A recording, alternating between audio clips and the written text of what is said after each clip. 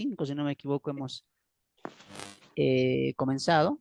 Vamos a ver un poco nuestras diapositivas y vamos a refrescar, como siempre, la memoria, ¿no? A veces me incluyo yo, nos olvidamos muy rápido, ¿no? Nos olvidamos muy rápido. Es importante siempre repasar un poco, repasar. Muy bien. Bienvenidos, bienvenidas. Panorama de Apocalipsis. Mi nombre es Fernando. A todos los que ya se están conectando por Facebook y aquí también los que están en el Zoom, les doy la muy bienvenida. Que Dios los bendiga, que Dios ha preparado este tiempo y podamos estar atentos a lo que vamos a recibir ya a punto de comenzar. Sean bienvenidos a todos a esta lección o clase 3, Apocalipsis, donde vamos a comenzar a ver el timón y la división del libro, en especial en el capítulo 1. Habíamos visto mucho de la introducción, de puntos importantes como la historia, los destinatarios, y eso ha sido muy trascendental para poder llegar después al libro de Apocalipsis. Muy bien. Una vez más, les pido que puedan ir a sus páginas de Facebook y poder compartir la señal. Y los que están aquí en Facebook también puedan compartir. Y a los que están mirando en cualquier tiempo, cualquier época ahí, también compartan los videos. Si estos videos te están edificando, ayudando mucho, bueno, pues ayúdanos a compartir para que podamos llegar a más personas y así podamos hacer crecer la familia, la unidad que hemos empezado acá, ¿no? Un grupo de estudio bíblico donde nos reunimos para aprender juntos de la palabra de Dios. Muy bien. Que Dios me los bendiga. Vamos a comenzar. Compartimos nuestras diapositivas y vamos a comenzar. Habíamos visto, vamos a ver, a seguir nuestras diapositivas. Hemos visto un poco de la introducción de Apocalipsis. Habíamos visto que es el único libro profético del Antiguo Testamento. Hemos visto también su peculiaridad o su unidad con el libro de Daniel, la triple bendición que trae este libro. ¿Qué más habíamos visto? La conexión entre Daniel. Daniel nos va a presentar el plan de Dios en la historia humana. Y vemos ahí la división de Daniel del 2 al 8, nos va a hablar de los 4 reinos gentiles. Y del 9 al 12 nos habla del fin del reinado gentil y la restauración del reino del Hijo del Hombre, ¿no? Poniendo importancia siempre en el capítulo 9, porque es la profecía de las 70 semanas, donde va a fraccionar, perdón, donde Dios va a dar exactamente el tiempo para la restauración de Israel completa, la instauración del reino y el fin del gobierno final, que lo conocemos como el gobierno del anticristo, ¿no? Pero en contraste a eso, Apocalipsis con Juan nos va a mostrar el plan de Dios ya consumado. Mira la primera parte, ¿no? Daniel, ¿cómo nos muestra el plan de Dios? En la historia humana. Pero ¿cómo muestra el plan Apocalipsis? Ya consumado, ya revelado al Cordero victorioso, ¿no? Apocalipsis va a tener importancia en los 7 años de tribulación, con los 21 juicios derramados en la tierra. Por lo tanto, Apocalipsis va a revelar 3 cosas, ¿no? Va a revelar 3 cosas. El gobierno y caída del anticristo, el gran día del Señor y la victoria del Cordero. Esas 3 cosas va a reflejar Apocalipsis en sus 22 capítulos, ¿no? El gobierno y caída del anticristo, el gran día del Señor, la victoria del Cordero. ¿Qué más habíamos visto? El autor del libro. El autor divino, las 3 personas de la Trinidad. El autor humano, Juan, escribe acerca de la eternidad pasada en su evangelio y en este caso escribe acerca de la eternidad futura. Repite una vez más, eternidad futura pasada colocamos para que entendamos, ¿no es cierto? En realidad no existe la eternidad pasada ni futura porque la eternidad no lleva tiempo, ¿no? Y cuando hablamos de pasado y de futuro ya estamos añadiendo tiempo, pero solamente es para que entendamos, ¿no? Una eternidad pasada, en la que Dios solamente existía, y en una eternidad futura donde todos seremos completamente restaurados y viviremos en comunión por siempre y para siempre con Dios. ¿Qué más? Fecha y lugar de redacción.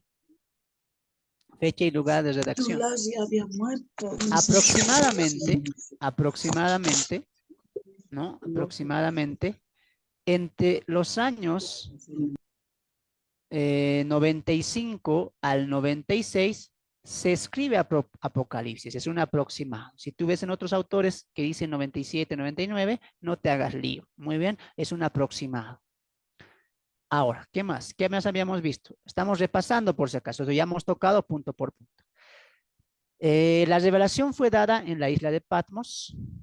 Juan se encontraba ahí por causa de la palabra de Dios y el testimonio de Jesucristo. Entonces, la fecha y lugar fueron ahí, aunque algunos eruditos estudiosos afirman que tras la vuelta de Juan de Patmos, Juan escribe el Apocalipsis de manera más completa, ¿no? Otros dicen que sí lo recibió ahí todo y lo escribió ahí todo, ¿no? Hay diferentes opiniones, pero recuerden que siempre no nos vamos a la afirmación completa, son suposiciones, son también pensamientos que uno tiene por el estudio que también uno ha descubierto, pero la idea o el punto central es de que Juan escribió el Apocalipsis, ¿no? Él lo escribió estando en Patmos, la primera revelación, luego no lo sabemos si lo acabó ahí o fue posterior a eso.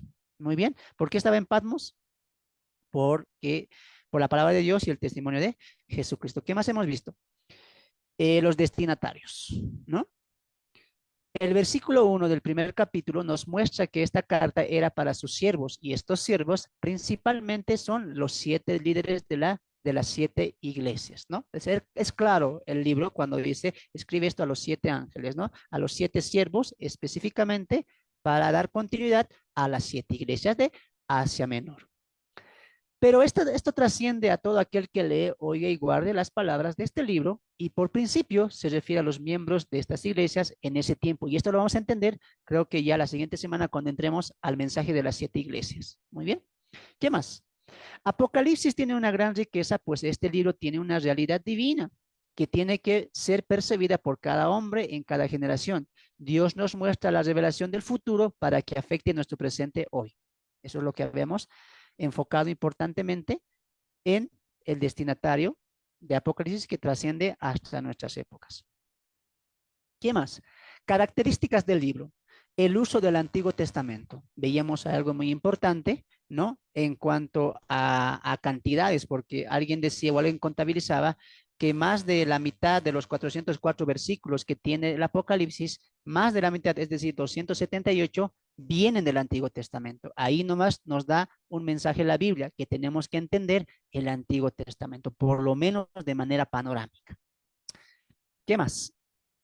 El, el uso de simbolismos en Apocalipsis y cómo interpretar un símbolo. Eso es lo que vimos la semana pasada, ¿no? Les dije que es un símbolo y les dije cómo interpretar un símbolo dentro de Apocalipsis, ¿no? Teniendo en mente algo, que el problema que tal vez muchos tienen al momento de leer y estudiar Apocalipsis es la gran cantidad de simbolismos que causan un poco de intimidad. Te intimida mucho ver dragones, copas y no la entiendes y rápidamente te apartas de eso, ¿no? Pero cuando empezamos, como yo te enseñé, por la base de las bienaventuranzas, empezamos a entender el libro, porque recuerda una cosa, Apocalipsis es un libro revelado, no es un libro sellado. Por lo tanto, las simbologías van a tener una concordancia y una exactitud siguiendo la ilustración de Juan. Simplemente eso, entendiendo lo que te enseñé, los 7 años de tribulación y lo que vimos anteriormente. Muy bien. ¿Qué más? ¿Qué más vimos?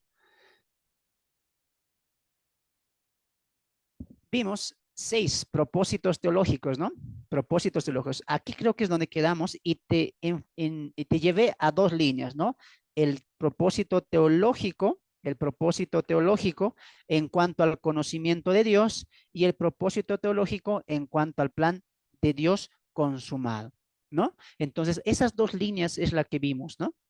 El propósito teológico, ¿en qué sentido? En nuestro conocimiento de Dios. ¿Cómo este libro de Apocalipsis me enseña de Dios? ¿Cómo este libro de Apocalipsis me enseña la voluntad de Dios en mi vida? ¿Cómo este libro de Apocalipsis me está enseñando, me va a enseñar el carácter de Dios? ¿Cómo está obrando Dios? ¿Cómo se está presentando? Por ejemplo, cuando tú lees el capítulo 4, la adoración celestial, ¿cómo eso impacta tu vida? ¿Qué te está enseñando ese capítulo de Dios?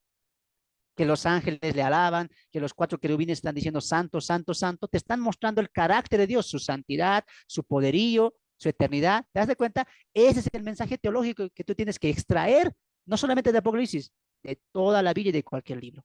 Muy bien, pero a la misma vez hay un mensaje teológico en cuanto al plan de Dios. Te voy a poner un ejemplo acá. Mira, te voy a poner un ejemplo. Por ejemplo, el libro de los Hechos. El libro de los Hechos tiene un propósito teológico que nos habla del carácter de Dios, cómo Dios estaba eh, afirmando la revelación de Cristo por el obrar del Espíritu Santo. Por eso alguien dijo, Hechos es el libro o los hechos del Espíritu Santo a través de los apóstoles. Si lo vemos por el carácter teológico en cuanto a Dios, vemos el poder de Dios, la palabra veraz, ¿no es cierto? Que Dios utiliza a sus siervos para su gloria, etcétera, ¿sí o no? Que Dios preserva a sus siervos. Pero si lo vemos en el sentido teológico del plan de Dios, Hechos, ¿cómo está afectando eso? Ponga atención. ¿Cómo está afectando en el plan teológico de Dios? En el plan. Hechos es el libro de transición, ¿sí o no? Entonces tú tienes que ver así la Biblia, así la Biblia. Por eso les enseñé en el discipulado los tres pasos importantes, la observación, la interpretación y la aplicación. Cuando vamos a la Biblia es importante entender el carácter de Dios. Claro, no hay duda, hay que saber cómo es Dios, qué hace Dios y qué quiere Dios para mi vida. Cuando leo Hechos, ¿qué veo? Pedro encarcelado, Pablo y Silas encarcelados en el cepo, pero un ángel del cielo a medianoche orando los libra. ¿Qué veo ahí yo de Dios? ¿Qué me enseña esa parte? Que Dios preserva a los suyos, que Dios guarda a los suyos. Amén, gloria a Dios. Mira, estoy entendiendo Hechos con el mensaje teológico del carácter de Dios. Ahora, la otra línea, el mensaje teológico en cuanto al plan de Dios. Y los hermanos en Zoom, ¿cuál era el plan de Dios? El establecimiento del reino. En ese plan de Dios, ¿cómo tengo que yo estudiar Hechos también? Hechos es un libro que me está llevando de transición, de puente, de los judíos a la iglesia, de la ley a la gracia. Hechos está mostrando, es un puente entre el antiguo pacto y el nuevo pacto. ¿Te das de cuenta?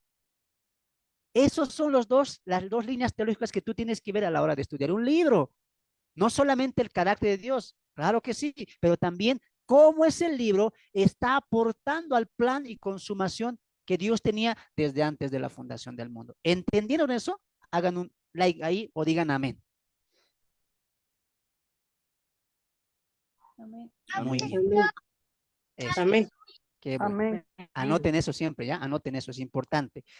Amén. El propósito teológico en cuanto al conocimiento de Dios y el propósito teológico en cuanto al plan de Dios. Repito, para los que están anotando, el propósito teológico en cuanto al carácter de Dios o al conocimiento de Dios, creo que es apropiado conocimiento. Y segundo, el propósito teológico en cuanto al plan de Dios. Nunca olvides eso.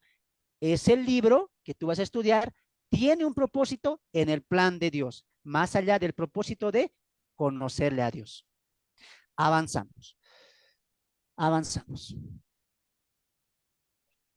En ese sentido, vimos, si no me equivoco, 7 propósitos teológicos. ¿Cuáles eran? Vamos a continuación. 1. Revelar a Cristo en su gloria majestuosa. ¿Qué más? Enseñarnos, nos enseña a adorar a Dios. Apocalipsis nos enseña a adorar a Dios. ¿Qué más? Apocalipsis llena el corazón del creyente de un gozo y un cántico nuevo. ¿No? ¿Qué más? Apocalipsis muestra el programa de Dios para el establecimiento del reino. ¿Qué más? Apocalipsis muestra nuestra condición espiritual en cuanto al eminente regreso de Cristo. Esto es cierto, ¿no? ¿Cómo va a afectar eso nuestra vida espiritual? Saber que Cristo es el vencedor y que el anticristo será acabado y derrotado. ¿Cómo eso muestra? ¿Cómo muestra los juicios de Dios y cómo te ves tú espiritualmente en cuanto a eso, ¿no? Muchas cosas que podemos tocar en lo espiritual, en lo teológico, hablando del conocimiento de Dios. ¿Qué más? Anunciar los juicios de Dios y el llamado al arrepentimiento, que es lo esencial también de Apocalipsis, ¿no? Llamado al arrepentimiento. Ahora sí, ahí entramos a la lección número 2. Pero antes de eso, tengo que darles el propósito teológico en cuanto al plan consumado de Dios. Anote, porque esto no lo tengo en diapositiva, es algo que ya estamos añadiendo ahí en sus materiales. Muy bien, anotemos. Hemos visto hasta el inciso D, propósitos de Dios, teológico, del conocimiento, ¿no? Animar, enseñar, exhortar, arrepentimiento, amén. Es el propósito teológico en cuanto al conocimiento de Dios. ¿Y cuál es el propósito teológico en cuanto al plan de Dios? Anote. Dios va a poner fin a muchas cosas. Es decir, Apocalipsis es el libro que nos va a enseñar cómo Dios va a colocar fin a todo, a muchas cosas. Muy bien. Es decir, Cuando llegamos, empezamos a ver un libro, una película, siempre tiene un fin, ¿sí o no? Y ese final de esa película, ¿qué coloca? Al protagonista como superhéroe, no sé, como campeón, como victorioso, etcétera, y muestra el final del mal o de la persona que era el enemigo, el némesis del personaje, ¿sí o no? Entonces, lo mismo es Apocalipsis. Apocalipsis es el final de la historia del plan de Dios. Entonces, ¿qué cosas va a colocar Dios? Fin. Anote. Uno, Dios va a colocar fin al sufrimiento de los suyos. Dios va a colocar fin al sufrimiento de los suyos. Si Apocalipsis es un libro que coloca fin al plan de Dios, ¿qué se acaba ahí? Uno, el sufrimiento de los suyos. ¿Cómo lo hace eso? Con el arrebatamiento de la iglesia y la instauración del nuevo pacto para Israel y los que se van a salvar en el tiempo de la tribulación. Por eso hoy en día la iglesia es atribulada, la iglesia del primer siglo ha sufrido, muchos mártires de la fe han muerto. ¿Por qué? Porque Dios está permitiendo eso en la historia que Él ha trazado. Ahora, cuando llegamos a Apocalipsis, Dios que dice, aquí se acabó, no más llanto, ni clamor, ni dolor, porque las cosas viejas pasaron, he aquí todas hechas son nuevas. Entonces, Dios, ¿qué está colocando como punto final en Apocalipsis? No más sufrimiento para los suyos. Muy bien. No más sufrimiento. Ahí se acabó. No hay más sufrimiento. Y en realidad ese es un propósito de Juan también. Recuerde que en el trasfondo histórico estaban sufriendo mucha persecución algunos creyentes y escribe Juan Apocalipsis para hacerles connotar que al final ellos van a vencer por Cristo, a pesar que mueran. Entonces, ¿hasta cuándo la iglesia va a sufrir? ¿Hasta cuándo la iglesia va a ser atribulada? ¿Cuándo los creyentes vamos a tener sufrimiento, tentaciones, batallas perdidas, enfermedades? ¿Hasta cuándo? Rechazos. ¿Hasta cuándo? Hasta el día que se cumpla la venida de Cristo o el arrebatamiento de la iglesia. Muy bien. Por eso en Apocalipsis dice, no hay más. O ves en otro libro. No, Pablo, ¿qué dice en Tesalonicenses? Aguanten, soporten, para esto han sido llamados, ¿sí o no? En Filipenses, ¿qué dice? Hemos sido llamados también a sufrir por Cristo. Siempre está exhortando a sufrir. Y Pablo dice en Tito que los que somos fieles, infieles, Dios permanece fiel para que en su sufrimiento vengamos también glorificados juntamente con Él. Entonces, ¿cuándo está prometido el fin de nuestro sufrimiento? ¿Cuándo? ¿Cuando alguien lo decreta? No, tú dile, no. Cuando Cristo venga, ahí realmente se acaba, se pone fin al sufrimiento de los suyos. Wow, amén. Qué gloria a Dios por eso, ¿no? Segundo, ¿qué más va a colocar Dios fin en Apocalipsis? Fin a la maldad de los hombres perversos. Fin a la maldad de los hombres perversos. Espero que estén anotando ahí. Hermano, no tengo bolígrafo. Ya les dije, les anuncié. Tienen que tener listo. Yo no me estoy basando mucho en los materiales, por si acaso. No se confíen. No digan, hermano, va a repetir o el material lo voy a completar después. El material solamente es un apoyo, por si acaso. Yo estoy dando cosas extras. Ahora, ¿qué dije? Dos, fin a la maldad de los hombres perversos. ¿Hasta cuándo la humanidad va a estar así? Hasta el fin de los tiempos, hasta el regreso de Cristo, o perdón, hasta que se vaya entrando o se entre a la última etapa a la semana 70. Hasta ahí Dios va a permitir y va a continuar. ¿Cuál va a ser la más grande expresión de la maldad del ser humano? ¿Cuál va a ser la culminación de la depravación, de la corrupción, ¿no? Del amor humano? El reinado del anticristo. Entonces, hoy en día no estamos llamados a acabar con todo eso. Por eso alguien se equivoca cuando dice, desde el helicóptero, desde el púlpito, ¿no? Dios me ha revelado Argentina para Dios, Bolivia para Dios. No puede haber eso. ¿Por qué? Porque el fin de los malos no se va a culminar porque tú lo dices desde el púlpito, no.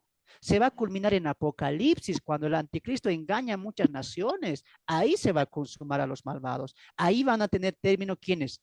Los hombres inicuos, los hombres malos, ¿sí o no? Por el momento, Dios, ¿qué está permitiendo? La maldad. Él lo está permitiendo. Por si acaso Dios no lo está haciendo, está permitiendo, que es muy distinto, por la maldad del hombre. Dios tiene un plan, hermanos. Dios tiene un plan. ¿Cuál plan? Exterminar a la generación rebelde maligna en el tiempo y castigo con el juicio de la gran tribulación. Y esto no es nuevo. ¿Por qué? Porque Dios también había hecho ya eso en el Antiguo Testamento. Escucha con atención.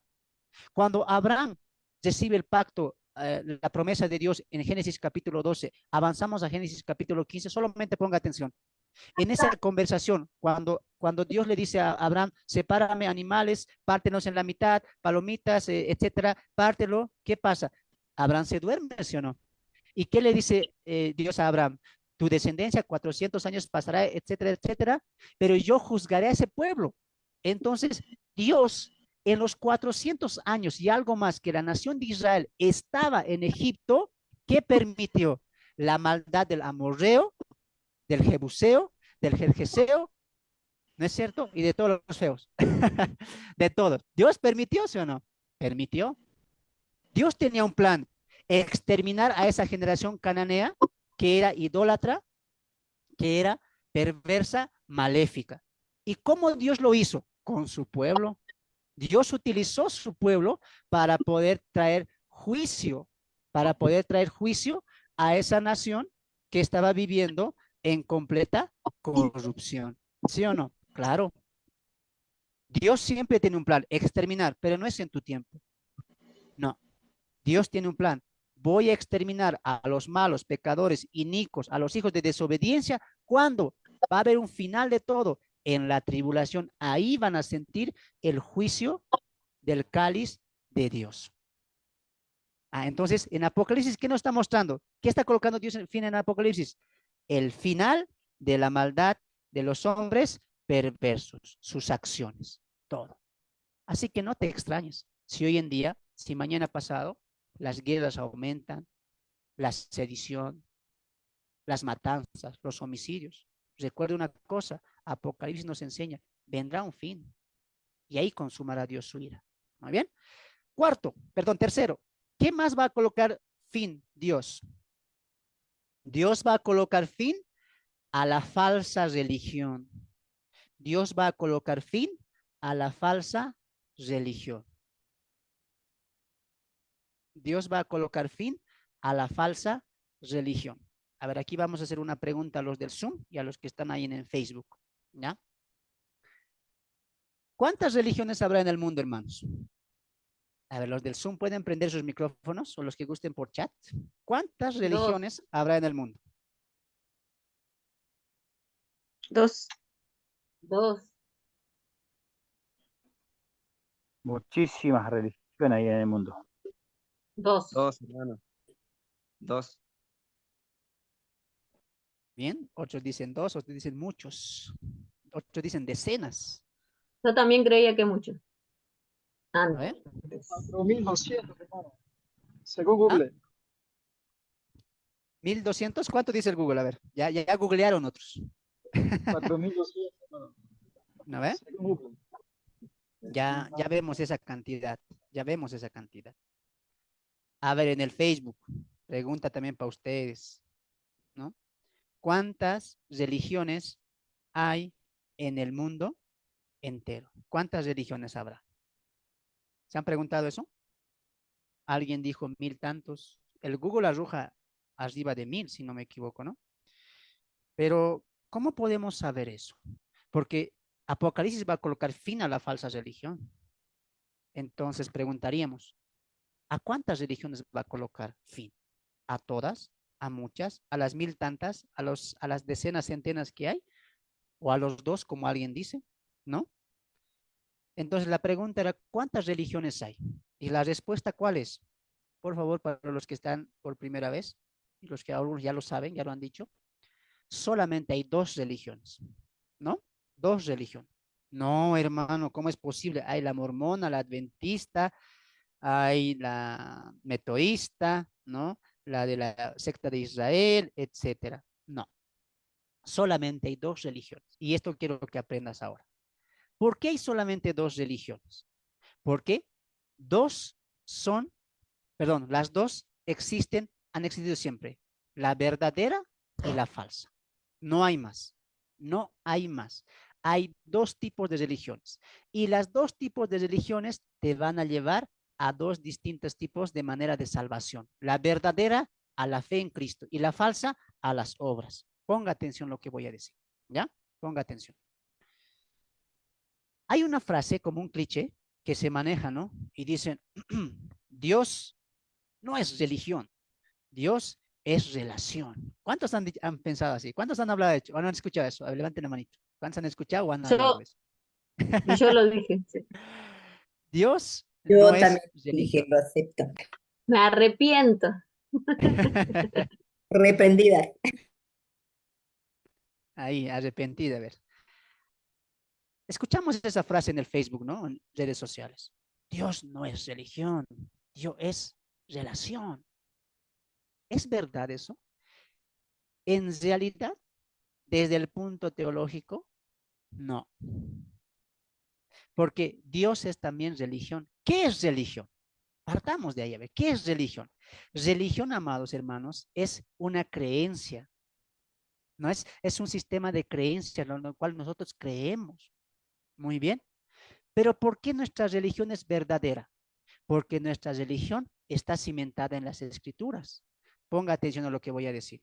Claro que Dios es relación también, obvio, sin duda, pero también somos religiosos, solo que la religión verdadera es aquella que te va a llevar a la fe en Cristo Jesús, no a las obras. ¿Por qué decimos que hay solamente dos religiones? Porque las demás, mira, mormonismo, sabadistas, corte pentecostal, algunos, no voy a decir todos, ¿no? Las demás, hinduismo, islamismo, ¿en qué van a colocar la salvación? En obras. Siempre van a colocar en obras. Haz esto y serás salvo. Esa es la salvación o la falsa religión que quiere colocar la justificación en el hombre o en otra cosa. Sean dioses, sean monumentos, sean hombres importantes. No. La falsa religión es colocar la justificación en otra persona, cosa, objeto que no sea Cristo. Y la religión verdadera, ¿cuál es? La que coloca la justificación solamente en Cristo. Ahora, ¿por qué decimos que también somos, que estar en Dios es religión? Porque la religión dos cosas va a traer, fe y conducta. Por eso somos religiosos. Claro que tenemos una religión, la religión de seguir a Cristo. Esa es nuestra religión. Ahora, ¿cómo sabemos que nuestra religión es concreta? Porque estamos basados en la escritura. Ahora, la escritura dos cosas va a traer, fe y conducta. ¿Qué es fe? Fe va a ser doctrina, enseñanzas. Es decir, ¿por qué digo que tengo fe? No porque creo lo que muchos piensan, sino porque lo que yo creo viene de la palabra de Dios. Y lo segundo, conducta. Es decir, mi comportamiento, mi estilo de vida, mi carácter y todo lo que yo tengo en mi vivencia, ¿de dónde viene? De la palabra de Dios. Yo me muevo y yo creo en lo que la Biblia dice. En ese sentido, claro que hay una religión. Es imposible que no seamos una religión. Claro que somos religión, pero la pregunta es, ¿la verdadera o la falsa? Y esa es una respuesta a una pregunta que dicen, ¿cuál es la verdadera religión? ¿La católica, la islamista, la mormonismo, la adventista? ¿Cuál es la verdadera religión? La verdadera religión no es aquella, no es aquella denominación, incluido la mía, no es el nombre de la iglesia, no es como los católicos te dicen, ¿desde qué año está fundada? ¿Quiénes la fundaron? ¿Cuántos años de historia tiene? No es esa la verdadera iglesia o la verdadera religión. La verdadera iglesia y la verdadera religión es aquella que te va a llevar al carácter de Cristo, a vivir para Cristo, a glorificar a Cristo, a amar como Cristo. Ahí nomás se caen muchas iglesias, porque la católica que hizo en la época de las cruzadas, los que saben historia, ¿cuántos mataron? Ahí también se caen algunos reformados, como Martín Lutero. ¿A cuántos cristianos mataron ellos? Entonces, una iglesia o una religión es aquella hombre y mujer que presenta el carácter de Cristo, la glorificación a Cristo y va a testificar de Cristo. ¿Por qué? Porque la verdadera religión siempre va a tener por simiente a Cristo. No obras, no justificación, no si me visto, no si me tatúo, no si me pinto o maquillo, no, no si tengo TikTok, eso es una falsa religión. Toda religión, entre comillas, que te lleve al obrar es una falsa religión. Muy bien, ahí partamos eso. Entonces, claro que hay una verdadera religión, solamente hay dos, como también hay solamente dos interpretaciones, ¿no? Los futuros estudiantes de hermenéutica, pensamos, los pentecostales a su manera interpretan, los bautistas, los sabadistas, todos interpretan a su manera, pero tampoco hay muchas interpretaciones. Solamente hay dos interpretaciones. Igual anoten los que van a seguir conmigo hermenéutica. Interpretación correcta interpretación incorrecta. No puede haber más. No puede haber más. Por eso es una falacia cuando alguien dice, hay muchas religiones. No, hay solamente dos, verdadera y equivocada. Hay muchas interpretaciones. No, hay solamente dos, falsa y Se verdadera. le Y fue la el verdadera se va audio. a pegar a las escrituras. Muy bien. Espero que anoten eso. Vamos a avanzar. Entonces, ¿va a colocar fin a qué hemos dicho? A la falsa religión. Va a haber una falsa religión, es decir, la Babilonia, ¿no? Va a colocar fin a la falsa religión Babilonia. Entendiendo lo que les expliqué, que la justificación, pero la falsa religión nos va a llevar a una justificación por obras o sujetada a un hombre, a un precepto, a una ciudad, etcétera. ¿Cuándo creen ustedes que empieza la falsa religión? ¿En qué parte de la historia bíblica comenzó la falsa religión? Los del Zoom y los del Facebook también. Con Nimrod en la Torre de Babel. Ya, dice ahí con Nimrod. Algunos preguntan, ¿y quién es ese? Dicen. A ver, ¿quién más? ¿Dónde empezó la falsa religión?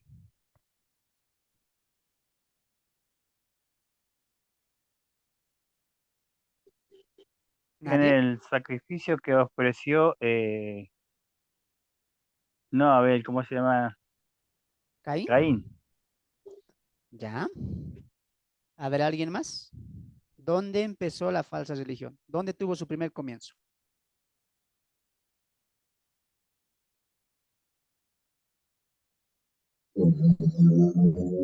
Desde la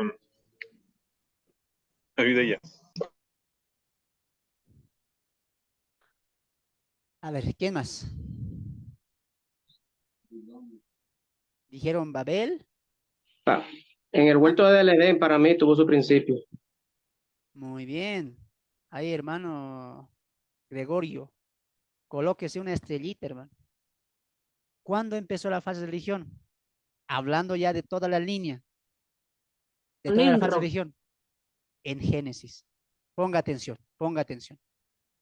Alguien te va a decir, pero empezó con Caín.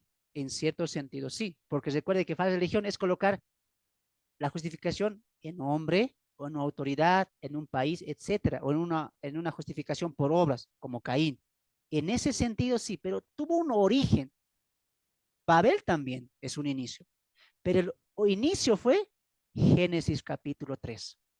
Cuando la serpiente le dice a Eva, no moriréis, sino sabe Dios que cuando comas del árbol, seréis como Dios.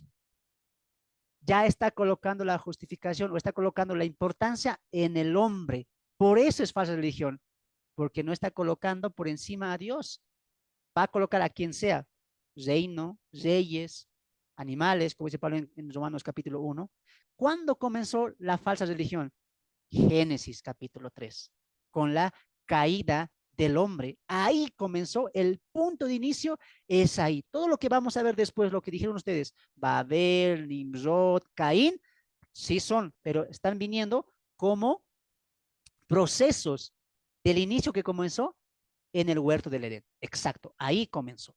Entonces vamos a ver después de ahí, con Caín, con Nimrod, con los países cananeos, con las naciones, con la idolatría, con el levantamiento de Aserá, de Astarot. Todo eso es la continuación de la falsa religión que tuvo un punto en el huerto del Edén.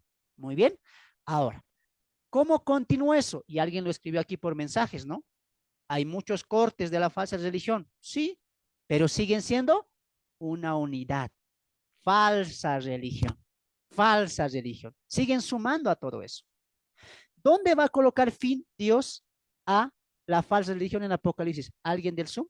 ¿Dónde Dios va a decir, hasta aquí llegó la falsa religión? ¿En qué capítulo?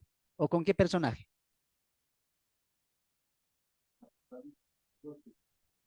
¿No se escucha? ¿Ah? Muy bien, ¿no se escucha muy bien? Ahí creo que mi hermano José quería hablar, pero no se escucha. Exacto, ahí nuestro hermano Juan Cari con la mujer conocida como ramera en Apocalipsis 17. En Apocalipsis 17, ahí Dios está colocando fin a la falsa religión que va a tener su apogeo con el falso profeta y la adoración textual, física, no oscura, ¿cómo se dice? Abiertamente a Satanás por mano del anticristo. Entonces, ahí llega la consumación final. Muy bien, ahí llega la consumación final. Fin de la falsa religión, la mujer ramera. Hermano, ¿acaso la mujer ramera no era la iglesia católica? No, no es la iglesia católica. No es. A los que pensaron eso, desde acá, sáquense ya eso, sáquense, no es la iglesia católica. Eso es algo que hemos aprendido mal. La mujer ramera representa a todas las religiones falsas, ¿desde dónde? Desde el huerto del Edén. Entonces, como es madre de muchas, todas esas son falsas religiones. Pero Dios, ¿qué va a hacer? Fin. A lo que comenzó en Génesis, acá ven, Apocalipsis. Esa es la manera de ver el panorama de la Biblia. Pero cuando tú ves católica, 7 colinas, los 7 montes de Roma, no has estudiado el panorama de la Biblia, porque el panorama de la Biblia te está arrojando que comenzó en Génesis y va a ir en proceso, empeora, en crecimiento la falsa religión. Hoy, peor. Eso es el panorama de la Biblia. Y llegas en conclusión que el panorama arroja un inicio, crecimiento, progresión, muchas hijas, fin en Apocalipsis 17. No hay más falsa religión. Dios está preparando al mundo para que entren al milenio. Hermano, ¿queremos aprender más de eso? No se desespere. Vamos a entrar eso en Apocalipsis cuando lleguemos a esos puntos, ¿ya? Pero desde acá sáquense. ¿Qué más? ¿Qué más va a colocar Dios fin? Hasta ahí hemos tocado 3 puntos. Fin al sufrimiento de los suyos, fin a la maldad de los hombres, fin a la falsa religión y por último, fin al gobierno de Satanás. Fin al gobierno de Satanás. Eso también lo vemos en progresión. Desde el panorama de la Biblia, desde el Génesis, que comienza a promover la desviación, la desobediencia del hombre a su creador. Eso va a tener un fin. Por eso Pablo dice que Satanás es el Dios de este mundo, ¿no? Por eso es imposible, hermanos, hacer guerra espiritual. No caigan en esa, ¿cómo le digo? En esa niñería, ese infantilismo, ¿no? Que a veces se promueve desde las iglesias, que hoy vamos a tener guerra espiritual y vamos a pisar a Satanás, vamos a jalarle la cola, ¿no? Como si tuviera cola, no sabemos si es así, ¿no? Vamos a amarrarle, atarle. No puede haber eso. ¿Por qué no puede haber eso? Número uno, porque la doctrina en Romanos capítulo 11, Pablo le enseña que Satanás será pisoteado por Cristo en un futuro. Es más, Apocalipsis capítulo 20 dice que Dios va a atar a Satanás por medio de un ángel. No somos nosotros. La iglesia no está llamada a atar y desatar a Satanás. Además, la teología que enseña que es el Dios de este mundo. Dios está permitiendo que Satanás gobierne este mundo, ¿sí o no? Con su sistema. Entonces, ¿de dónde sacamos que podemos matar, destruir? Si la teología bíblica de todo el panorama me está arrojando que Satanás tuvo un comienzo y Dios está permitiendo su poder y su dominio, ¿hasta cuándo? Hasta Apocalipsis. Ahí él va a ser atado, ahí él va a ser posteriormente lanzado al lago de fuego. Fin del gobierno de Satanás. Por eso es importante entender Apocalipsis con Génesis. Si Dios quiere, hermanos, vamos a hacer un estudio completo de Apocalipsis, obviamente más profundo. Recuerden que esto solamente es un panorama, y ahí yo les voy a llevar a ver el Génesis. Importante es entender eso. ¿Ya? Entonces, 4 cosas coloca fin. Fin al sufrimiento de los suyos, fin a la maldad de los hombres perversos, fin a la maldad de la religión falsa, Abel, y fin al gobierno de Satanás. Muy bien. Yo sé que tienen preguntitas, pero espérense, no estamos entrando al libro. Tranquilícense, muy bien. Solamente estamos en la parte superior. Ahí estamos, ¿ya? Vamos a avanzar. Vamos a avanzar, vamos a avanzar. Todo esto lo vamos a ver, hermano, no se preocupen. Todo lo vamos a ver más adelante. No estamos todavía entrando, creo que ahora ya vamos a entrar, pero todo vamos a llegar a su tiempo. calma, paciencia, señores, paciencia. Si el hermano Fernando ha aprendido a tener paciencia, ustedes más, hermanos, ustedes más. Avancemos. A ver, ¿están aprendiendo, hermanos? Amén, digan, a ver. ¿Están aprendiendo? Amén. Amén, hermano, amén. Amén, hermano. Amén. Amén. Ya han encendido la cámara los Alís. A ver, voy a examinar, si no, por culpa de ellos, finalizamos la clase. No, mentira, hermanos. Vamos a continuar. Si pueden, pero abran. Prendan sus Por lo camaritas, menos hermanos. si no estoy mal, oigo la voz del hermano Marcos, que por voces va reconociendo. Van a aprender, van a aprender. Es que son muchos, pues, y están pensando, ¿a quién enfocamos? ¿A él o a él? Para que se vean todos. Elijan un representante para que podamos ahí poder tener tiempo de comunión. Muy bien, vamos a avanzar, avancemos. Tenemos mucho por desarrollar el día de hoy. Empezamos. Lección número 2, material, página número 7, si no me equivoco. Tal vez tienen una página adelantada, no lo sé, pero ahí estamos. Lección número 2. El timón y la división del libro. Ahora sí, abran sus Biblias en Apocalipsis 1, me van a ayudar con la lectura.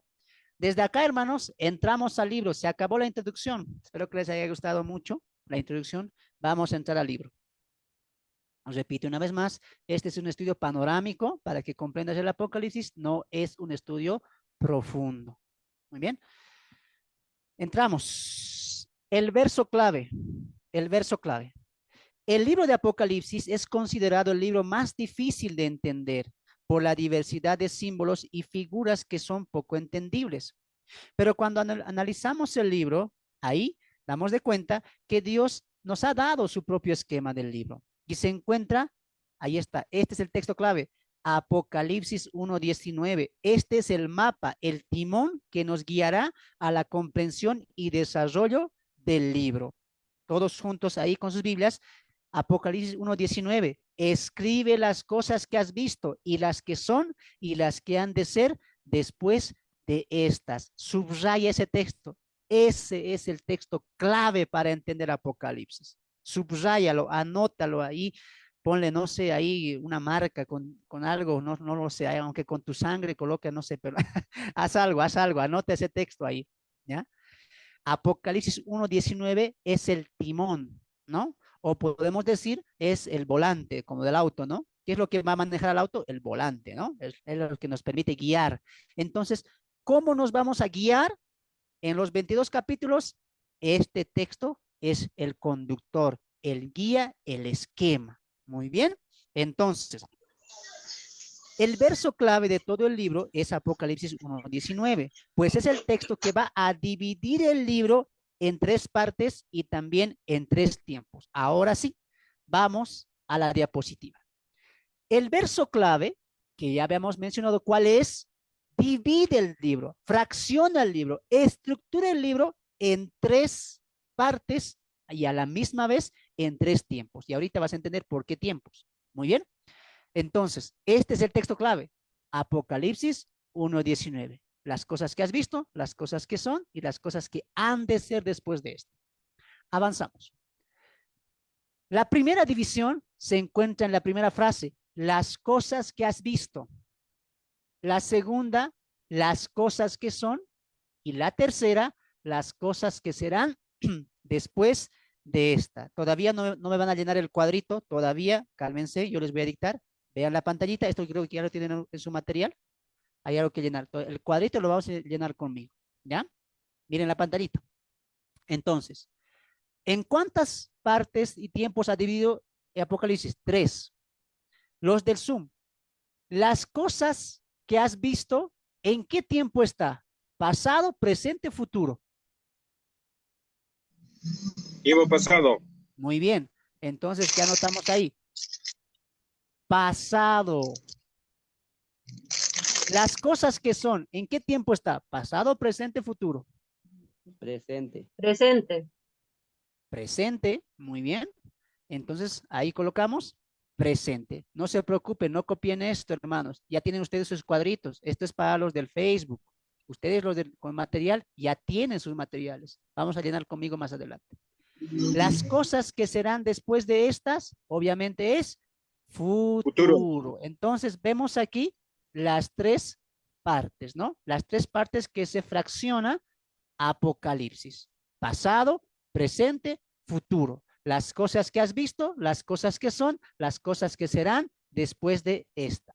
Vamos a ver los capítulos.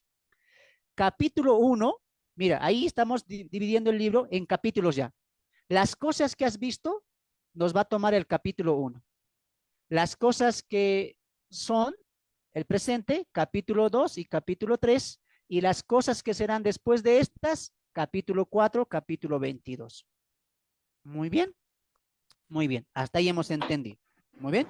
Entonces, como lo hemos visto anteriormente, el texto clave separa el libro en 3 fracciones, las cuales queremos detallar en la siguiente gráfico. Ahora sí, los que estén con material, vamos a llenar sus gráficos. Vamos a llenar sus gráficos mientras los del Facebook o los que no tienen material pueden sacar una foto aquí a la diapositiva. En sus materiales vemos un cuadro que dice indicación, eventos y capítulos. Muy bien. Entonces vamos a comenzar a llenar. En la indicación, en el cuadro 1, coloca las cosas que has visto. Las cosas que has visto. Ahí puedes colocar pasado, perdón, sí, pasado también. ¿Ya? Estamos en indicaciones. Las cosas que has visto, pasado en ese cuadro. Vamos al evento. Al evento. Siguiente cuadro, al lado. Siguiente cuadro. Se refiere a la revelación pasada. Se refiere a la revelación pasada. Se refiere a la revelación pasada que Juan había visto y recibido acerca del Señor Jesucristo. Repito, se refiere a la revelación pasada que Juan había visto y recibido,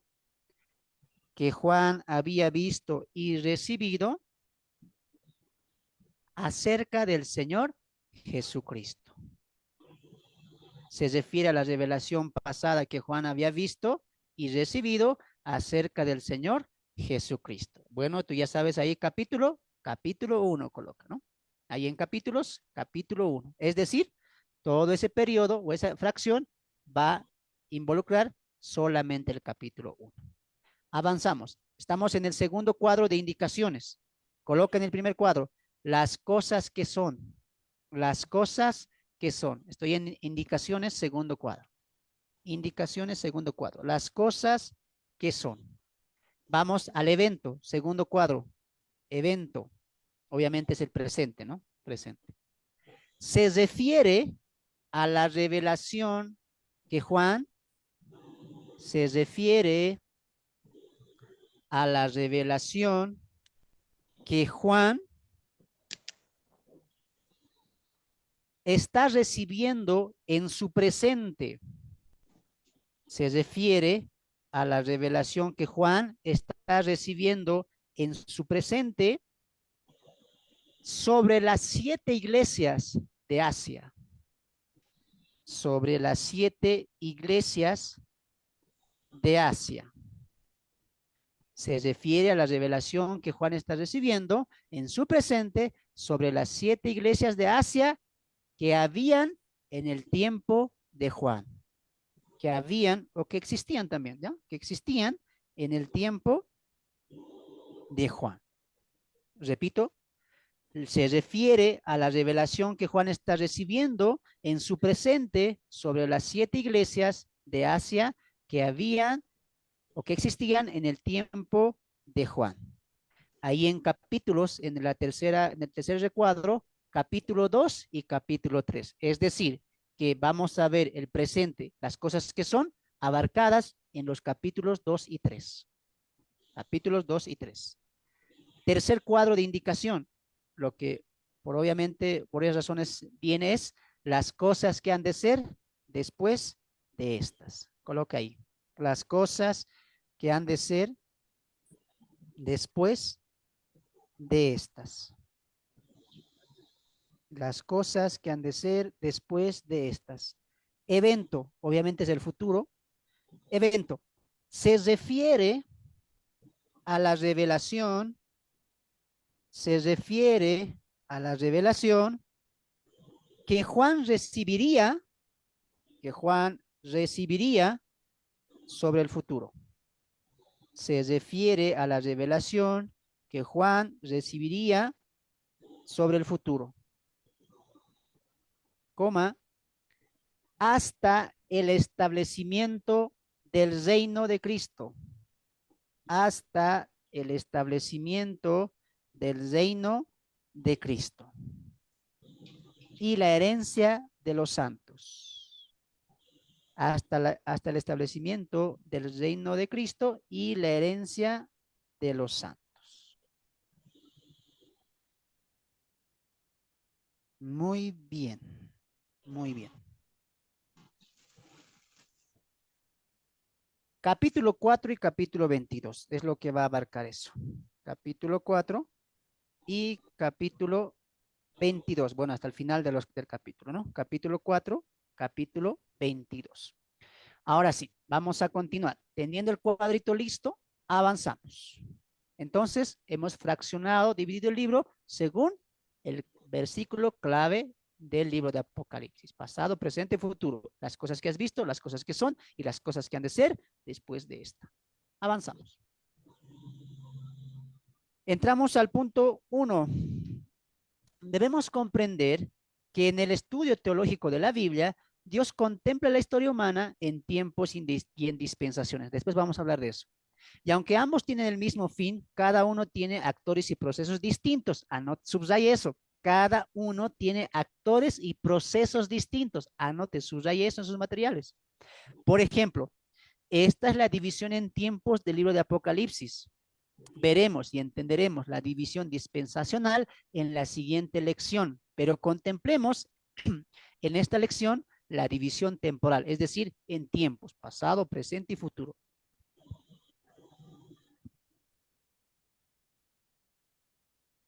Entonces vamos, perdón. Punto 3, las cosas que has visto. Las cosas que has visto. Ahí vamos a entrar. ¿Algún hermano, por favor, lea capítulo 1, verso 1 de Apocalipsis? Prenda su micrófono y puede leer. Apocalipsis 1:1.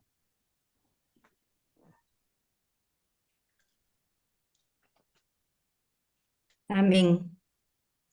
Esta revelación Dios se la dio a Jesucristo para que mostrara a sus siervos lo que pronto tiene que suceder. Jesucristo envió a su ángel y se la dio a conocer a su siervo Juan. Amén, gracias. Entonces, de las 3 divisiones en tiempo del libro, en esta lección nos concentraremos en la primera, las cosas que has visto. Esto por las 2 siguientes divisiones que estudiaremos más detenidamente en la siguiente lección, y usted mismo verá la conexión entre la división temporal y la dispensacional. ¿Qué fue lo que Juan vio? ¿No? Y vamos a entrar ahí. 3.1, prólogo. ¿Qué va a ver Juan? ¿Alguien, por favor? Hermana, completa el verso 2 y el verso 3. Amén. Y este da fe de todo lo que ha visto y de la palabra de Dios y del testimonio de Jesucristo. Bienaventurado el que lee y los que oyen las palabras de esta profecía y observan lo que en ella está escrito, porque el tiempo está cerca. Amén. Entonces, en el prólogo, ¿qué vio Juan? Dice el texto que esta es la revelación de Jesucristo dada a ¿quién? Al apóstol Juan. ¿Qué más? ¿Por qué se le da a Juan esta revelación? Porque él había dado testimonio de la palabra de Dios y también del testimonio del Señor Jesucristo, y por esto tal vez se le dio esta facultad. Obviamente aquí no podemos ser explícitos y decir por esto se le dio, ¿no? Ahí entenderíamos que tal vez Juan era el discípulo último final y por eso él recibe esta revelación, ¿no? Tremenda del Apocalipsis. Pero no podemos aseverar algo. ¿Será por el discípulo amado? No lo sabemos, pero se le dio a él, y eso Juan dice, a Juan se le ha dado. Se expresa una bienaventuranza, una triple bienaventuranza a los que leen, oyen y guardan las palabras de este libro, ¿no? Ese es el prólogo. Vamos al saludo. El saludo. El verso 4, del verso 4 al verso 8, dice lo siguiente. Juan, a las 7 iglesias que están en Asia, gracia y paz a vosotros, del que es, del que era y del que ha de venir, y de los 7 espíritus que están delante del trono, y de Jesucristo, el testigo fiel, el primogénito de los muertos y el soberano de los reyes de la tierra, al que nos amó y nos lavó de nuestros pecados con su sangre y nos hizo reyes y sacerdotes para Dios su Padre. A él sea la gloria e imperio por los siglos de los siglos. Amén. Entonces, en el saludo, Juan se dirige a las 7 iglesias para transmitirles el saludo del Señor. Eso ya lo vimos, ¿no? Que va a dirigirse a las 7 iglesias. Se mencionan 3 acciones de Cristo a nuestro favor. Esto anote. Se menciona 3 acciones de Cristo a nuestro favor. 1, nos amó. 2, nos lavó. 3, nos hizo. Nos amó, nos lavó, nos hizo. En la primera parte dice, nos lavó de nuestros pecados. En la segunda parte dice, nos amó. Y la segunda, nos lavó de nuestros pecados. Y la tercera, nos hizo reyes y sacerdotes. Tremendo lo que está acá, ¿no? Tremendo lo que está acá. A ver, vamos a entrar un poquito a esto. Quiero desempacar esto. Tristemente, cuando no se estudia el libro de Apocalipsis con principios dados por el mismo libro, cometemos errores cuando sabemos solamente ciertos textos. Ponga atención aquí adelante. Cuando vamos a Apocalipsis capítulo 2 y habla de la iglesia a Éfeso, le dice, arrepiéntete, porque si no vendré y tomaré tu candelero y lo quitaré de su lugar, ¿sí o no? Cuando vamos a la Odisea dice, como eres tibio, te vomitaré de mi boca, ¿sí o no? Entonces, cuando una persona no entiende, no tiene una comprensión bíblica del Apocalipsis, entendiendo el trasfondo, el propósito y el panorama incluso de la Biblia, va a cometer ciertos errores. De ahí que alguien diga, ahí está, hay cristianos en pie en el mundo, un pie en el Señor. ¿Cómo se les dice a ellos? Tibios. Y a los tibios, Dios los va a vomitar. Y muchos desde los púlpitos que anuncian, los tibios se van a quedar en el arrebatamiento. ¿Has escuchado eso? Los tibios se van a quedar en el arrebatamiento.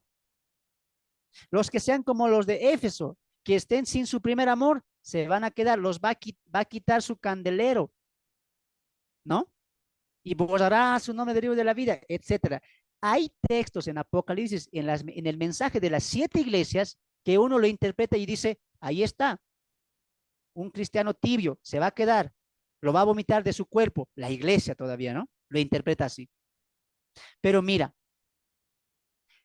el mensaje, ¿cómo empieza?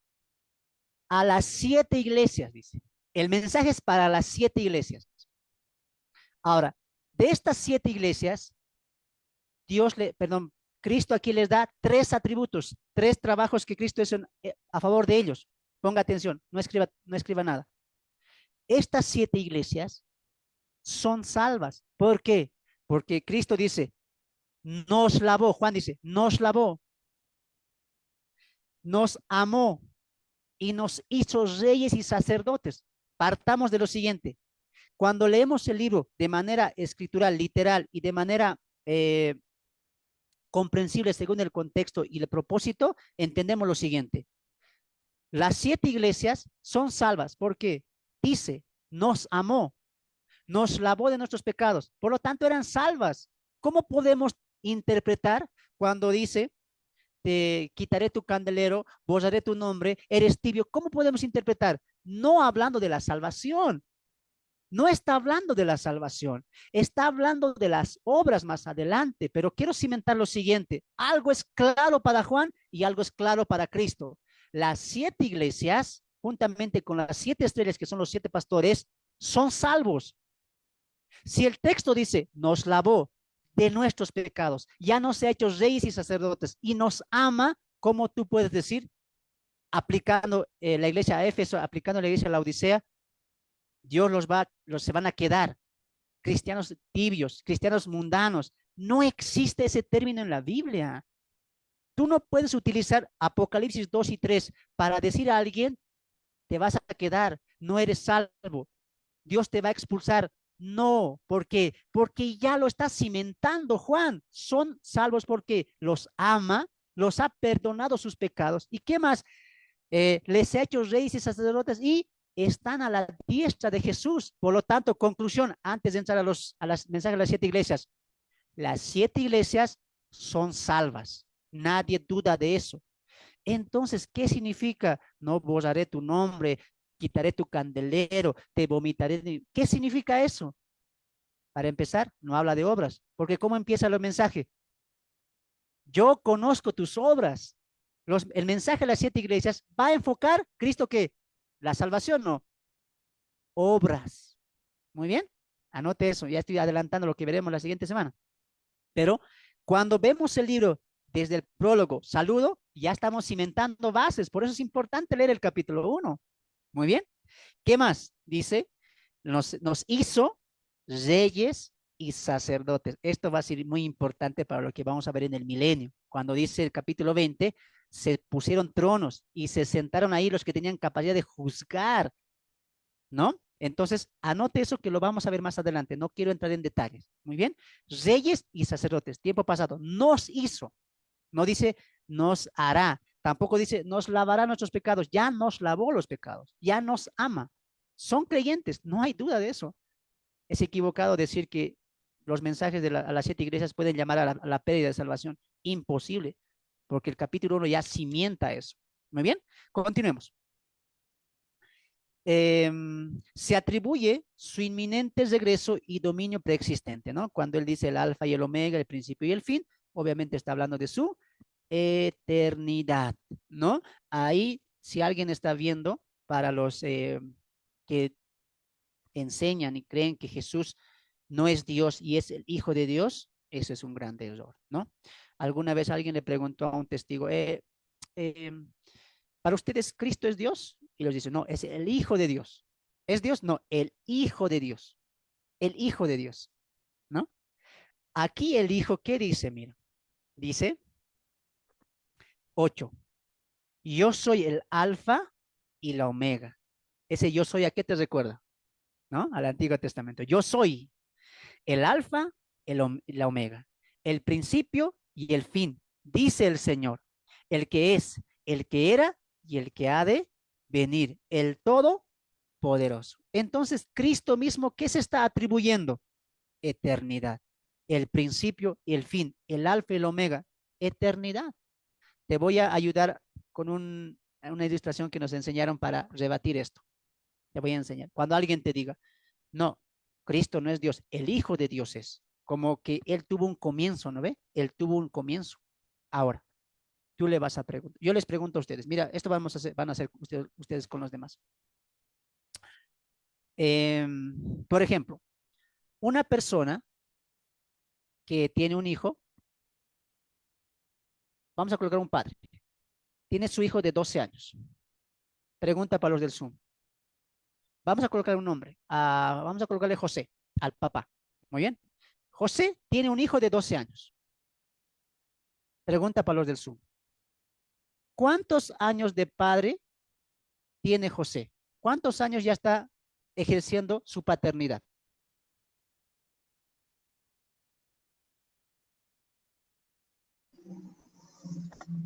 Desde el momento que lo engendró. ¿Pero cuántos? Si dije la edad. 12. Eso, 12. ¿Cuántos años tiene de padre José? 12. ¿Por qué? Porque su hijo tiene 12 años. Desde el momento que su pequeño nació, él ya es padre, ¿sí o no? Es el hijo de José. En este caso, pregunta para ustedes también del Zoom. Jesús dice, principio ni fin, alfa y omega, Él es eterno. Si Jesús es eterno, el Padre, por ende, siempre ha sido Padre, eternamente. Porque cuando te dicen, el Hijo de Dios tuvo un comienzo. Antes entonces el Padre Jehová no era Padre. Si lo engendró, si lo dio un comienzo, entonces no puede llamarse el Padre eterno. Como José, antes de que su niño naciera, no era padre. No podía ejercer eso. Cuando su hijo nace, ahí empieza. Pero como el Hijo de Dios es eterno, por ende, pues, el Padre es eterno. Por eso el Padre y el Hijo son preexistentes, eternamente. Siempre ha existido esa relación. El Hijo, el Padre y el Espíritu Santo. Dios el Padre nunca comenzó a ser Padre, Él siempre fue Padre. Lo mismo el Hijo, no comenzó a ser el Hijo de Dios. Siempre fue Hijo de Dios. Su eternidad nos lleva a la esencia de la eternidad, que es muy poco comprensible. Él mismo se atribuye eternidad. Muy bien, y no es el único texto, son muchos textos. Ahora, continuamos. Estamos en el saludo. Vamos al 3, la revelación. La revelación. Vamos a compartir nuestras diapositivas y vemos ahí. Hemos visto el prólogo, el saludo. Vamos a la revelación. La revelación de Juan. Juan se encontraba exiliado en Patmos y recibió la revelación en el día del Señor. Tarea para los de Apocalipsis, por favor. Búsquenme todo lo relacionado en cuanto al día del Señor en el Antiguo Testamento. O también lo van a encontrar como el gran día del Señor o el día de Jehová o el día espantoso. Todo eso hace referencia al día del Señor. Entonces, cuando Juan está diciendo, estaba yo en Patmos en el día del Señor, ¿se está refiriendo a un día exacto? No, se está refiriendo a lo que va a mostrar en todo el Apocalipsis, que el gran día del Señor, el juicio de Dios, a eso se refiere. He escuchado a algunos maestros desde el púlpito decir el día del Señor, y en la Reina Valera 1909, no sé qué edición, ahí dice domingo, dice, ¿no? Domingo. Y a otros sabadistas buscan una versión que diga el día del Señor, sábado. Y se están peleando por si el capítulo 1, verso 9 dice sábado o domingo. Pero tú que ya has pasado esta instrucción con el hermano Fernando, ya entiendes la revelación teológica. Que Juan dice el día del Señor porque por lo que va a mostrar el Apocalipsis. Y en el Antiguo Testamento, siempre que se hacía mención al gran día del Señor, o el día del Señor, o el día de Jehová, apuntaba al juicio que Dios iba a consumar en este mundo. ¿Sí o no? Claro.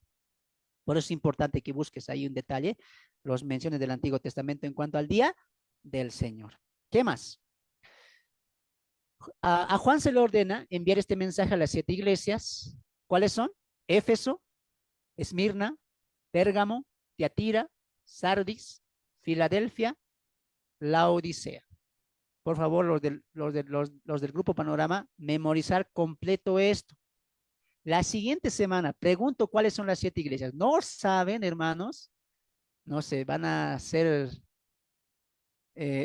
no sé qué les voy a hacer, no sé, pero voy a pensar en algo. Voy a pensar. Tienen que saber de memoria. Éfeso, Esmirna, Pérgamo, Tiatira, Sardis, Filadelfia, Laodicea. De memoria. ¿Ya? Por si acaso voy a preguntar al azar. ¿Qué más? Juan va a ver la visión de Jesucristo glorificado, cada detalle de esta manifestación, perdón, cada detalle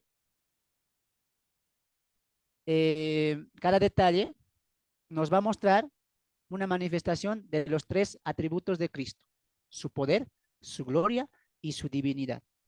Por favor, subraye esos materiales. Lo que vamos a leer a continuación, a estos 3 puntos nos va a llevar a ver el poder de Dios, de Cristo, la gloria de Cristo y la divinidad de Cristo. Creo que no se lee acá, ¿no? Pero ahí dice, en sus materiales está.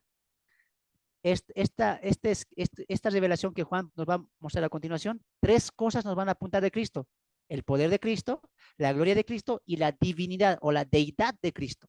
Así que ponga atención, ¿ya? ¿Qué vamos a ver entonces? No lo vamos a leer todo porque yo sé que ustedes han leído como buenos estudiantes. Inciso A, su ropa llegaba hasta los pies. Inciso B, ceñidos sus pechos con cinto de oro. Inciso C, su cabeza y sus cabellos eran blancos como lana. Inciso D, sus ojos como llama de fuego. Inciso E, sus pies semejante al bronce bruñido, refulgente como el horno. ¿Qué más? Inciso G, tenía en su diestra 7 estrellas. Inciso H, de su boca salía una espada aguda de 2 filos. Y por último, su rostro era como el sol cuando resplandece en su fuerza. ¿No? 9 aspectos de la visión de Juan en cuanto a la manifestación de Cristo glorificado que nos van a mostrar el poder de Cristo, la gloria de Cristo, la divinidad de Cristo. Muy bien, la divinidad de Cristo. Ahora, en sus materiales y los que están escribiendo, anoten, les voy a dar qué es lo que simbolizan estos 9 aspectos. Repito una vez más, recuerde que son simbolismos. No piense que así es Cristo. Muy bien, son simbolismos que nos están mostrando algo. Por eso coloqué aquí poder, gloria y divinidad. Muy bien. ¿Están listos para anotar, hermanos del Zoom? ¿Listos? ¿O les espero un momento? Sí, sí estamos. Ya, están listos. Igual creo que sus materiales ahí tienen, pero no tienen lo que voy a dar a continuación. Entonces, vamos a continuar con el inciso A. Su ropa llegaba hasta los pies y el inciso B dice, ceñido su pecho en cinto de oro. Esto nos habla de su sacerdocio, que obviamente estaba tipificado de manera progresiva desde el Antiguo Testamento. No anote todo eso, solo lo tú anote, habla de su sacerdocio, nada más. Anote ahí, Éxodo capítulo 28, verso 4, Levítico 16, 4. Repito, habla de su sacerdocio. Éxodo 28, 4. Levítico 16, 4. Éxodo 28, 4 y Levítico 16, 4. Inciso C. Inciso C. Su cabeza y sus cabellos eran blancos como lana, como blanca lana, como nieve. ¿De qué habla esto? Su sabiduría. Sabiduría. Anote ahí al margen. Daniel 7:9. Daniel 7:9. Sabiduría, la sabiduría de Dios. Inciso D. Sus ojos como llama de fuego. ¿De qué habla esto? Ya lo dijimos la semana pasada, ¿no? Que nada está oculto delante de él. Nada está oculto delante de él. Él todo lo ve, ¿no? El mismo término va a utilizar en la iglesia de Esmirna, ¿no? De Tiatira, perdón, ¿no? Sus ojos como llama de fuego, ¿qué significa? Que él todo lo escudriña, él todo lo ve, ¿no? Ahí puedes anotar al margen Hebreos 4:13. Hebreos 4:13. Aunque igual lo vamos a ver en el contexto, pero igual estoy dando textos para que puedan contribuir también a lo que estamos enseñando. Inciso E. Sus pies semejantes al bronce bruñido, refulgente como un horno, dice, ¿no? ¿Qué significa esto? Está dispuesto a dar su justo juicio. Dispuesto a dar su justo juicio, ¿no? O dispuesto a dar su justicia, cualquiera. Dispuesto a dar su justo juicio. Y el mismo término, la semejanza, vamos a encontrar en Apocalipsis 14:19 y 1 Corintios 15:25. Repito, Apocalipsis 14:19, 1 Corintios 15:25. Dispuesto a dar su justo juicio, Apocalipsis 14:19, 1 Corintios 15:25. F, su voz como estruendo de muchas aguas. Esto nos habla de la extensión de su autoridad. La extensión de su autoridad por todo el mundo. La extensión de su autoridad por todo el mundo. La extensión de su autoridad por todo el mundo. Isaías 42, 1 al 2. Isaías 42, 1 al 2. Inciso G. Tenía en su diestra 7 estrellas. Eso está fácil, ¿no? Las 7 estrellas son los 7 ángeles, ¿no? Está fácil eso. Vamos a ver eso la siguiente semana también, más a detalle. Inciso H. De su boca salía una espada aguda de 2 filos. Esto nos habla del dictamen anticipado que él tiene de su juicio. El dictamen anticipado que él tiene de su juicio. Es decir, que él ya ha predeterminado su justo juicio en el mundo entero. Ya ha predestinado eso, ¿no? Por eso entenderás que el lago de fuego también ha sido creado. Ya había un juicio destinado, ¿no? Por eso habla de su boca sería una espada de doble filo, ya es para ejercer aquello que ya había determinado su justo juicio. Ahí puedes anotar Apocalipsis 6, 1 al 6. Apocalipsis 6, 1 al 6. Y por último, su rostro era como el sol cuando resplandece en su fuerza. ¿A qué nos lleva eso? A la gloria suprema, a la gloria suprema, a su gloria suprema, que es difícil de mirar, ¿no? Como en la transfiguración, pero ni Juan ni Jacobo pudieron mirar. Entonces, él va a venir con gloria, con la Shekinah que le rodea a él también, ¿no? Malaquías 4:2. Malaquías 4:2. Malaquías 4:2. Muy bien, amados hermanos, vamos a ver un poquito de esto. Y mira cómo esto nos va a ampliar. Recuerda que estamos entrando en simbologismos, pero entendemos esto con el entendimiento del panorama. Por eso hoy te estoy dando esto, ¿no? Esto ya ha sido un estudio preparado, ya te estoy mostrando todo. Por ejemplo, mira, el inciso F dice, su voz como estruendo de muchas aguas, y dice la extensión de su autoridad por todo el mundo. Por todo el mundo. Por ejemplo, a ver, a los que están en el Zoom. Pablo en Filipenses dice, en el capítulo 2, verso 8 y 9 para adelante, que Dios lo exaltó hasta lo sumo, ¿recuerdan? Y le dio un nombre que sobre todo el nombre para que sobre ese nombre, dice el texto, toda rodilla y toda lengua confiese que Jesucristo es el Señor para la gloria de Dios el Padre. Entonces, analicemos los del Zoom y los del Facebook también. ¿Cómo se va a cumplir eso? ¿Cómo es posible que todos lo van a ver y se van a arrodillar? No me digas que Jesús va a ser tremendazo, gigante y todo el mundo le va a ver. De que se va a cumplir eso, se va a cumplir. Pero ¿cómo? ¿Cómo entienden ustedes? A ver, ¿cómo se va a cumplir que toda rodilla se va a doblar delante de Cristo como Rey? De moto. ¿Mm? Los televisores. Ya ves. ¿Quién más? ¿Quién más? ¿Cómo se va a cumplir eso? Desde el momento que, digamos, se hace conocer por medio del Evangelio a todas las naciones, a toda criatura. Ah, recuerda que ya estamos en el milenio, pues. Ujú. ¿Cómo se va a cumplir eso? Que todas rodillas se va a doblar y toda lengua va a confesar que Él es el Cristo, que Él es el Rey. Nadie va a quedar en pie. Podría ser a causa de un terremoto, no sé, un movimiento de toda la tierra. ¿Ya? ¿Qué más? ¿Qué dices tu hermana Evelyn? Se le va a whatsappear, su hermana, les va a dar un WhatsApp.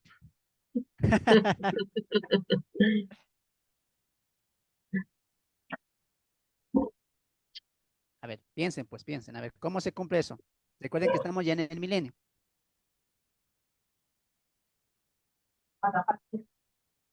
¿Mm?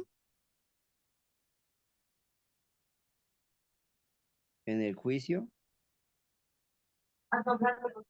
No.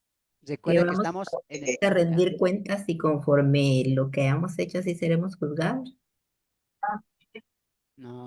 Pienso que también por algo ya se está desarrollando la tecnología de 5G, 6G, y ya creo que ya están haciendo avances en la 6G, que sería una transmisión en tiempo real prácticamente. Ya. ¿Alguien más? Aporten, aporten, hermanos.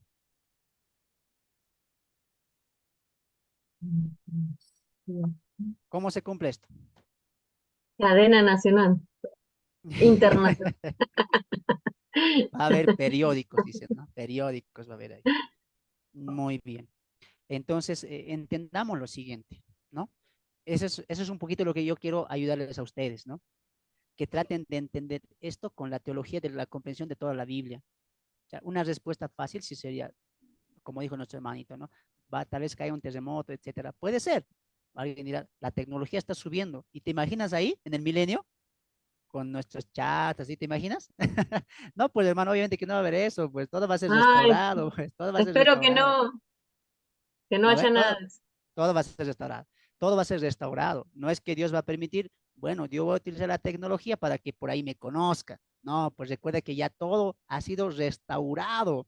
Eso dice Pedro en Hechos, ¿no? Todo está llegando a la restauración, ¿no? Ahora, entonces, ¿cómo, hermano? ¿Cómo va a ser esto? ¿Sabes cómo sabemos esto? Porque el Antiguo Testamento habla del milenio, pues, hermanos. Isaías habla del milenio. Cómo el Mesías, el Redentor, va a gobernar y sojuzgar toda la tierra. Y algo clave dice Isaías, que de esta manera se va a cumplir todo. Vamos a Isaías 11, a ver, Isaías 11.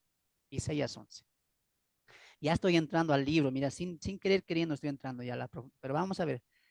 Sé que algunos están aquí con hambre de la palabra. Ya con esto finalizamos. Ya sé, otros ya están durmiendo, ya están recibiendo visiones. Ya. Vamos a ver esto más, vamos a ver. Mira, el capítulo 11. Isaías capítulo 11. Isaías capítulo 11. Hermana Evelyn, lee tú, por favor. Isaías capítulo 11, verso 9. Pero antes de que lea mi hermana Evelyn, el verso 11, el verso 9, el contexto está hablando del milenio. ¿Cómo sabemos eso? Porque recuerda lo que dice el verso 6, mira, el verso 6.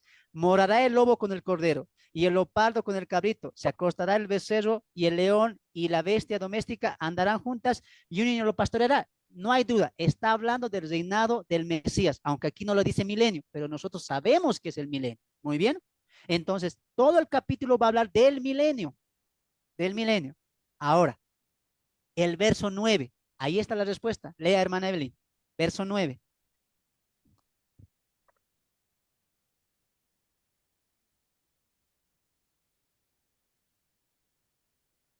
Mi hermana Evelyn se fue ya. Dije que lea a mi hermana y se escapó, mira, ya apagó su cama. Acá estoy. Que se me A ver, pegaron las adelante, hermano. hojas. Se me pegaron las hojas. 11, Verso 9. 9. A ver, dice, no harán mal ni dañarán en todo mi santo monte, porque la tierra será llena del conocimiento de Jehová, como las aguas cubren el mar.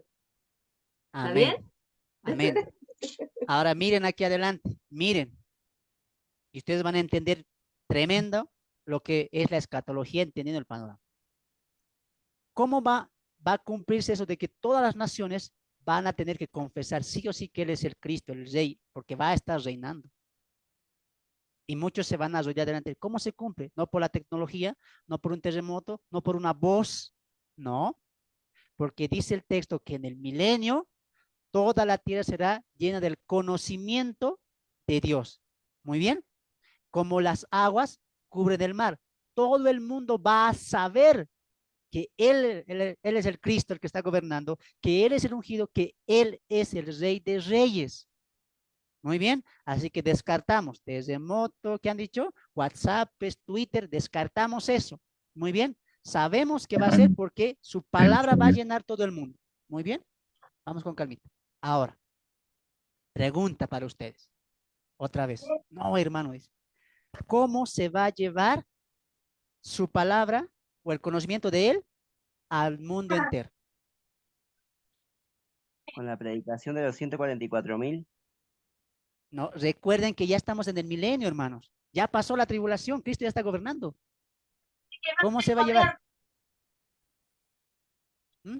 Lo llevas, tú con la ayuda, a lo mejor lo pones a la mano. Con la vara. Ahí entramos pues nosotros, hermanos, pongan atención. Ahí entramos nosotros. En la descripción, tres acciones hizo Cristo en nosotros. Solamente pongan atención. Nos amó, nos lavó, nos hizo reyes y sacerdotes. Escuchen lo que voy a decir. Escuchen. Y esto lo vamos a comprobar más adelante, pero con esto voy a despedir. En el milenio, ¿cuál va a ser nuestro trabajo de la iglesia? Yo sé, hermano, estar con Cristo ahí, No, vamos a trabajar para el Señor. Nos está delegando sacerdocio y autoridad. Entonces, ¿cómo va a ser llena la tierra? Porque Cristo va a ir y va a tener una bocina grande. ¡Ey! Soy yo el Cristo. ¿Así? Cumplan mis voluntades. Yo soy el Rey de Reyes. No. Los santos, en especial la iglesia, va a cumplir esa función de ir y llevar el conocimiento de Cristo a todo el mundo, a todas las naciones que han sobrevivido para esta época, para el milenio. Entonces, ahí nosotros tenemos esa comisión, reyes y sacerdotes. ¿Qué es un sacerdote? Es un intermediario que le lleva a Dios, ¿sí o no? Por eso somos sacerdotes, pues, hermanos. Ah, hermano, pensé que sacerdocio nos iban a dar regalos, la comida, así todo gratis. No, el sacerdote inicialmente Dios lo inició porque era un medio para que se acerque el pueblo a Dios. Ese va a ser nuestro trabajo en todo el milenio. Por eso, Apocalipsis capítulo 3, mira lo que dice. Apocalipsis capítulo 3, y ahí tú vas a entender reyes y sacerdotes. Somos reyes y sacerdotes. En ese sentido del servicio a Dios. Muy bien. Apocalipsis capítulo 2. Apocalipsis capítulo 2. Apocalipsis capítulo 2. Apocalipsis capítulo 2, verso 25. Verso 25. ¿Ya? Dice, pero lo que tenéis, retenerlo hasta que yo venga. Escucha esta parte. Al que venciere y guardare mis obras hasta el fin, yo le daré autoridad sobre... ¿qué es reinado? Autoridad, pues, hermano. ¿Por qué nos llama la Biblia reyes? Porque Dios nos va a dar autoridad juntamente con Él. Ahora, ¿qué dice? Venciere y guardaré mis obras hasta el fin, yo le daré autoridad sobre las naciones. Y las regirá con vara de hierro. Y serán quebrantadas como vaso de alfarero, como yo también he recibido de mí. Entonces, en el milenio, ¿qué va a hacer la iglesia? Vamos a estar...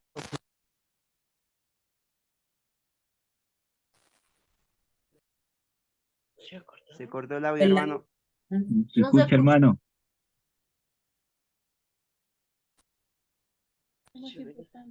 No se escucha, hermano. Hasta ahí, si hay preguntas, pueden decir. No se escucha, hermano. ¿Qué dijo lo último? Lo último, lo más Lo importante. último no escuchamos, hermano. Sí, O sea, 30 segundos antes. La explicación de la última cita leída. Hasta ahí escuchamos.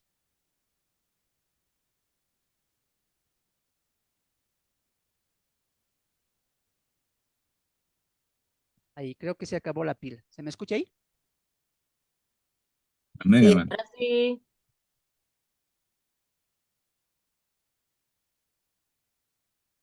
otra vez. No se escucha. Ahora no. Entonces, hermano, no se escucha. Ahora sí, se me escucha. Ahora sí se me Sí. escucha. Ok, gracias, hermanitos.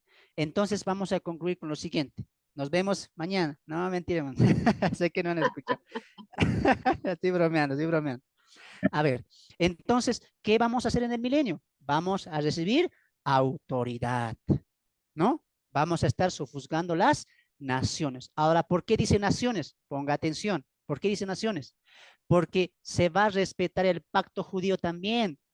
¿Cómo es esto? Porque dentro del pacto judío está el pacto abrámico y el pacto de que Israel sería cabeza de naciones. Por eso Cristo va a gobernar desde Israel. Ponga atención. Los 12 apóstoles están destinados para tener 12 tronos y juzgar a la nación de Israel. Es decir, ponga atención, el pacto con Israel sigue vigente. Dios va a cumplir los pactos con Israel, ser cabeza de nación, gobernar desde Israel, etcétera. Pero ellos van a gobernar de manera nacional. La iglesia va a salir al mundo entero. Muy bien. No me preguntes cómo vamos a reinar, tendremos tronos, cómo será. No me preguntes eso. No lo sé. Solo Dios lo sabe. Pero la Biblia Vamos a dice que volar. sí seremos reyes y sacerdotes en ese sentido.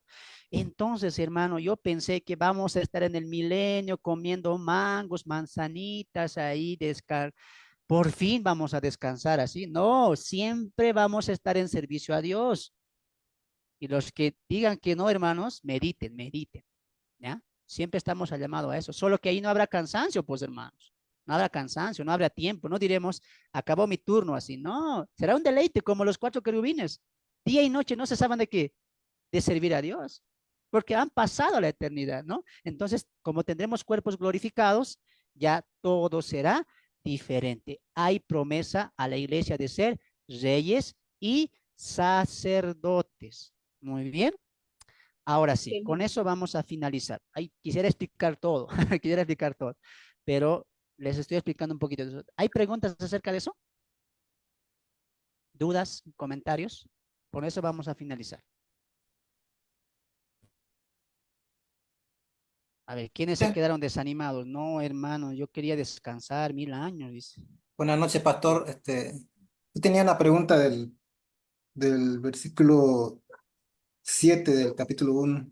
He aquí que viene con las nubes y todo ojo lo verá, y los que les traspasaron y todo el linaje de la tierra harán lamentación por él, dice. O sea, ¿se refiere a lo mismo también? Sí, está hablando en ese sentido, ¿no? Pero aquí ya vamos a ver una promesa, un cumplimiento ya más parcial con Israel, ¿no? Y eso nos va a hablar Isaías, perdón, Zacarías, creo que si no me equivoco, nos va a hablar acerca de eso, de cómo él va a llegar y él dice a la misma casa donde los amigos lo habían recibido, lo habían rechazado, y él va a volver y va a mostrar para demostrar que es realmente es el verdadero Mesías, ¿no? Por eso aquí dice, y todos los que, y todo ojo lo verá, y los que le traspasaron, y todos los linajes de la tierra harán lamentación por él, sí, amén. Esto ya está hablando cuando él vuelva y se libre la batalla de Armagedón. Tenemos que entender el Apocalipsis con esa perspectiva del libro y del conocimiento del Antiguo Testamento. Repito una vez más, cuando veamos simbolismos, tú tienes que verlo según el libro también. Muy bien, entonces hay cositas que nos van a proyectar al futuro, al milenio, al juicio eterno, a la instauración, a la lucha del Armagedón o también a la eternidad. Entonces hay que ir nosotros desempacando todo eso. Pero te he dado ejemplos, ¿no? Para que tú vayas desempacando todo eso. Muy bien, hermanos, hemos llegado a la parte final. Ya hasta acá vamos a llegar el día de hoy. Para mí ha sido un placer. Ya no nos falta mucho. Estamos con las consecuencias y entramos a la lección número 3, que va a ser un poco más penetrante en cuanto al futuro. ¿Por qué? Porque hasta aquí estamos viendo las cosas que fueron, las cosas que has visto, el pasado. Lo hemos visto, ¿no? La visión, la majestuosidad de Cristo, el poder de Cristo, la divinidad de Cristo, y ahí, pero vamos a pasar a ver el presente la siguiente semana. Muy bien, hermanos del Zoom, por favor, abran sus micrófonos y despídanse de los del Facebook. No ustedes se quedan por si acaso, se quedan, solamente despídanse. Ahí los del Facebook, que Dios los bendiga. Dios los bendiga, hermanos. A todos los de Facebook. A todos los hermanos del Facebook, bendiciones. Dios los bendiga.